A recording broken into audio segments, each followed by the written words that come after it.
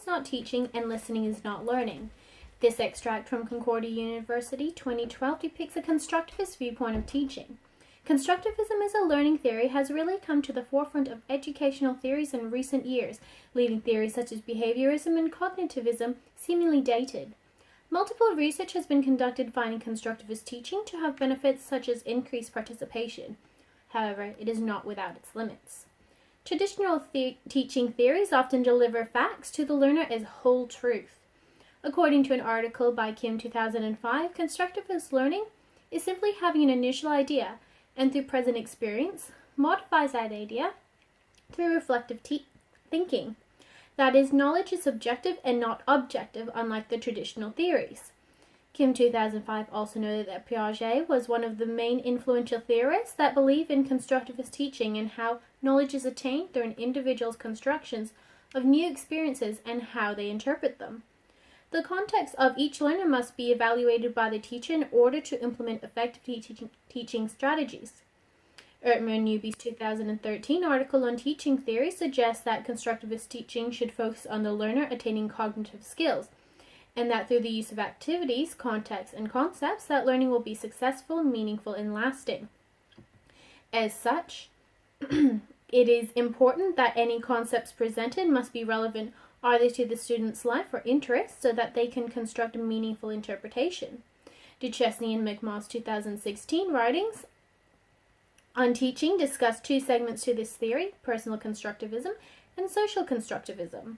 Personal constructivism is the way that an individual constructs and interprets the world with their cognitive abilities. Duchesne and McMa's 2016 article also postulates that learning by doing is essential to constructivist learning, as is the idea that learners must be able to monitor their own learning. As suggested by Kim 2005, social constructivism is detrimental to a learner's knowledge growth and has the ability to increase through social interaction. This zone of proximal development indicates that even if a child does not yet hold the capacity to understand a concept, that by using more complex constructivist strategies within reason, the child will adapt and increase in their cognitive abilities more quickly. Consistent with Ertmer and Newby's 2013 article, the teacher's role is essential in giving support and provides the learner with appropriate activities and cognitive tools. Social constructivism, such as group work, evolves social capabilities. Learners are able to collaborate and share ideas that one person would not be able to do alone. Children are encouraged to be more social and learn to be inclusive and culturally aware. Duchesne and McMaw suggest that as teachers take each student's context into consideration, they are able to create effective learning groups. Kim 2005 found that constructivist teaching is more effective in terms of academic achievement and increased student motivation. The more students use these acquired constructivist learning skills, the more they're able to implement such thinking to their everyday lives, and thus gain knowledge more effectively. Although there is much support for constructivist teaching, it is not without its limits. For one, it should depend on the level of cognitive skills available and required to decide in what way to most effectively teach. According to Ertmer and Newby's 2013 article, the behavioral theory would be best suited for knowledge of a concept, cognitive theory for knowledge of how a concept is, and constructivist theory for why a concept is. In relation to Bloom's taxonomy, which has a progression of complexity in thinking from behavioral to cognitive to constructivist learning. In his anti-constructivist article, Simpson 2002 believes that students are more likely to have a more objective thought process as most educational institutions implement grading criteria. This brings two main problems. The first is that the teacher determines what will be correct and thus would have an influence on the outcome of tasks.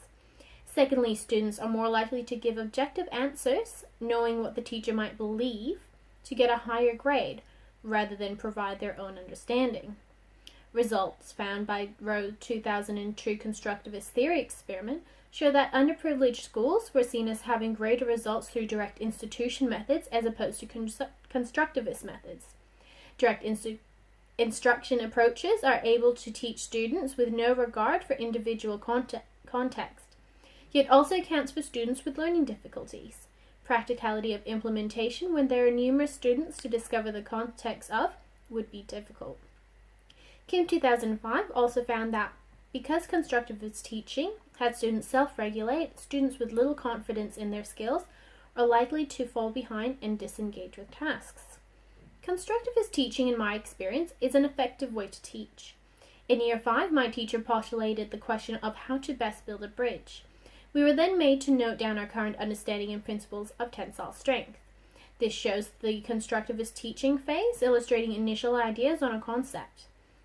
Then our teacher gave us a computer program that allowed us to build bridges and test out different shape strengths. This is a way of scaffolding done by the teacher to assist in our conceptual development. We would then place into groups to discuss and build a bridge made of toothpicks and glue that we believed would hold the most weight. This was a hands-on, heads-on activity. It also demonstrated the use of social constructivism as we collaborated to create what we thought would work. Once all groups had constructed their bridges, weights were placed on each bridge until they broke to see which group had effectively used the concept learned to create the strongest bridge. We were then instructed to write our new knowledge on tensile strength. This constructivist activity was engaging for all the students as it had a hands-on activity with our peers that had a competitive element. This created an active and inclusive environment. All students were able to construct new understanding of the concept. Ertmer and Newby 2013 put it well when they wrote, "The critical question instructional designers must ask is not which is the best theory, but which theory is the most effective in fostering mastery of specific tasks by specific learners." While constructivists have it right to take into account each individual's context, the level of cognitive ability needed and of the learners is most important when choosing a theory. Through active participation, interactions, and analytical feedback, constructivist teaching promotes the use of cognitive skills and social interactions which are essential in the real world.